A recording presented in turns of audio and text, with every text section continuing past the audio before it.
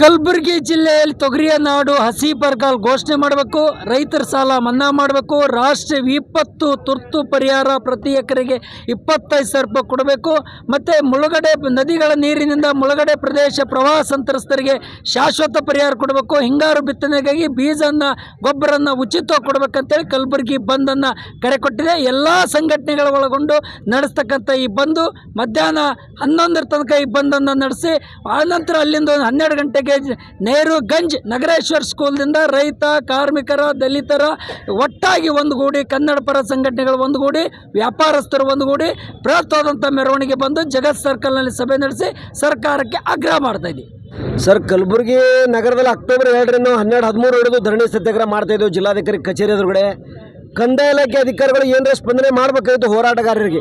ಯಾವುದೇ ಸ್ಪಂದನೆ ಮಾಡದಿರೋದನ್ನು ಖಂಡಿಸಿ ಸರ್ಕಾರದ ಕೇಂದ್ರ ಮತ್ತು ರಾಜ್ಯದ ಎರಡೂ ನೀತಿಗಳನ್ನು ಖಂಡಿಸಿ, ಯಾಕಂದರೆ ಕೇಂದ್ರ ಸಚಿವರು ಮತ್ತು ಪ್ರಧಾನಿಯವರು ದೇಶದಲ್ಲಿ ಇದ್ದಾರೋ ಇಲ್ಲ ಅಂತೇಳಿ ನಮಗೆ ಕಾಣಿಸ್ತಾ ಇದೆ. ಯಾಕಂದ್ರೆ ಆಕಳ ಬಗ್ಗೆ ದನಗಳ ಬಗ್ಗೆ ಮನುಷ್ಯರ ಬಗ್ಗೆ ದಿನವಿಡೀ ಪತ್ರಿಕೆ ಟಿವಿ ಮಾಧ್ಯಮ ಬರೀ ಮಾತಾಡೋದಷ್ಟೇ ಕೇಳ್ತಾ ಇದ್ದೆವು. ಎಲ್ಲರೂ ಸತ್ತು ನಡೆದವರಲ್ಲಿ ಸಾಲ ಸುಳಿದ ಕಷ್ಟದಾಗರ ಇವ್ರು ನೆರವಿಗೆ ನೀವು ಬರ್ರಿ ಅಂತ ಹೇಳಿದ್ರೆ ಬೇರೆ ಬೇರೆ ದೇಶ ಬಗ್ಗೆ ನಮ್ಮ ಪ್ರಧಾನಿಗಳು ಮಾತಾಡ್ತಾ ಇರ್ತಾರೆ. ಯಾಕೆ ಯಕ್ಷ ಪ್ರಶ್ನೆ? ಆತ್ಮಹತ್ಯೆಗಳು ಸರಣಿ ಆತ್ಮಹತ್ಯೆ ನಡೀತಿವೆ, ಎಲ್ಲ ಮನೆಗಳು ಬಿದ್ದೋಗಿವೆ, ಹಳ್ಳಿಗಳು ಬ್ರಿಡ್ಜ್ಗಳು ನೀರು ಬಂದು ಹಳ್ಳಿಗಳು ಮುಳುಗಿ ಹೋಗಿಬಿಟ್ಟಿವೆ. ನಿಮ್ಗೆ ಕೇಂದ್ರ ತಂಡ ಇದೆ ಅಥವಾ ಇಲ್ಲ ಅಂತೇಳಿ ಯಕ್ಷ ಪ್ರಶ್ನೆ ನಮ್ಗೆ ಕಾಡ್ತಾ ಇದೆ.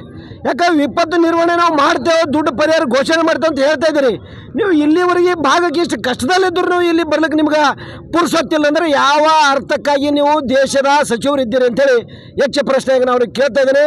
ಇಲ್ಲಿ ಮನುಷ್ಯರು ಸಹಿತ ಇದ್ದಾರೆ, ದನಗಳು ಸಹಿತ ಇದ್ದಾವೆ, ಪ್ರಾಣಿಗಳು ಸಹಿತ ಇದ್ದಾರೆ. ಶಾಲಾ ಕಾಲೇಜು ವಿದ್ಯಾರ್ಥಿಗಳು ಫೀಸ್ ಕಟ್ಟಲಾರ್ದೆ ಅವರು ಸಹಿತ ಸಾಲು ಸುಳ್ಳು ದಿನವಿಡೀ ಒಂದೊಂದು ಕಲಬುರಗಿ ಜಿಲ್ಲೆಯಿಂದ 100 ಜನ ರೈತರು ಆತ್ಮಹತ್ಯೆ ಮಾಡ್ಕೋತಾರೆ. ಇಂಥ ಕಷ್ಟಗಳು ನೀವು ಯಾಕೆ ನೋಡ್ತಾ ಇದ್ದೀರಿ? ನಿಮ್ಗೆ ಕಾಣೋದಿಲ್ಲ. ನೀವು ಟಿ ವಿ ಮಾಧ್ಯಮದಲ್ಲಿ ದಿನವಿಡೀ ಬರ್ತಾನೆ ಇದೆ. 90 ದಿವಸ 3 ತಿಂಗಳ ಸತತ ಮಳೆಯಿಂದ ಎಲ್ಲ ಕೊಚ್ಕೊಂಡು ಹೋದ್ರು. ಒಂದು ನಯ ಪೈಸೆನೂ ಇಲ್ಲಿ ತನಕ ಕೇಂದ್ರ ರಾಜ್ಯ ಎರಡೂ ಪರಿಹಾರ ಕೊಟ್ಟಿಲ್ಲ.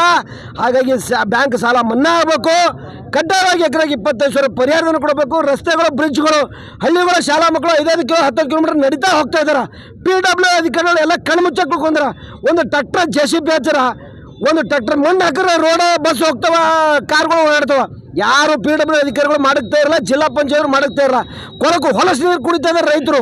ಭೀಮಾ ನದಿ ದಂಡಿಗೆ ಹೋದ್ರೆ ಎಲ್ಲಿನೂ ಸ್ವಚ್ಛ ನೀರೇ ಸಿಗ್ತಾ ಇಲ್ಲ. ಸ್ವತಂತ್ರ ಸಿಕ್ಕ ನಮಗೆ 75 ಸ್ವಚ್ಛ ನೀರು ಈ ಸರ್ಕಾರಗಳಿಗೆ ಕುಡಿಸೋಕ್ಕಾಗಲ್ಲ ಅಂದ್ರೆ ನೀವೆಲ್ಲ ಜನ ವಿರೋಧಿ, ರೈತ ವಿರೋಧಿ, ಕಾರ್ಮಿಕ ವಿರೋಧಿ ಸರ್ಕಾರ ನೀವು ಇದ್ದೀರಿ ಅಂತೇಳಿ ಎಚ್ಚರಿಕೆ ಕೊಡ್ತಾ ಇದ್ದಾರೆ. ಹಾಗಾಗಿ ತಕ್ಷಣ ಸರ್ಕಾರ ನಿಮ್ಮ ರೈತರ ಬಗ್ಗೆ ಕಾಳಜಿ ಕಕ್ಕಲತ್ತಿತ್ತಂದ್ರೆ ಪರಿಹಾರಧನ ಘೋಷಣೆ ಮಾಡಲೇಬೇಕಂತ ಇವತ್ತು ಹೋರಾಟ ಮುಖಾಂತರ ನಾವು ಹೇಳ್ತಾ ಇದ್ದೇವೆ. ನೀವು ಘೋಷಣೆ ಮಾಡಿದ್ರೆ ಮತ್ತು ಎಲ್ಲ ತಾಲೂಕು ನೀವು ಏನು ಸಚಿವರು ಕಲಬುರಗಿ ಬಂದಂದ್ರೆ ನೀವು ಮುತ್ತಿ ಹಾಕೋದು ಭಾಳ ದೂರ ಕಾಲವಿಲ್ಲ. ಹೀಗಾಗಿ ಇನ್ನೂ ಭಾಳ ಲೇಟ್ ಆಗಿಲ್ಲ. ಈಗಾದರೂ ಪರಿಹಾರಧನ ಹಾಕಿ ಘೋಷಣೆ ಮಾಡಿ, ಕಡ್ಡಾಯ ತುರ್ತು ಪರಿಸ್ಥಿತಿ ಹೇರಿ ಹಸಿ ಬರ ಒಂದು ಘೋಷಣೆ ಮಾಡಿ ಪರಿಹಾರಧನ ಹಾಕಲೇಬೇಕಂತ ನಾನು ಒತ್ತಾಯಿಸ್ತಿದ್ದೇನೆ.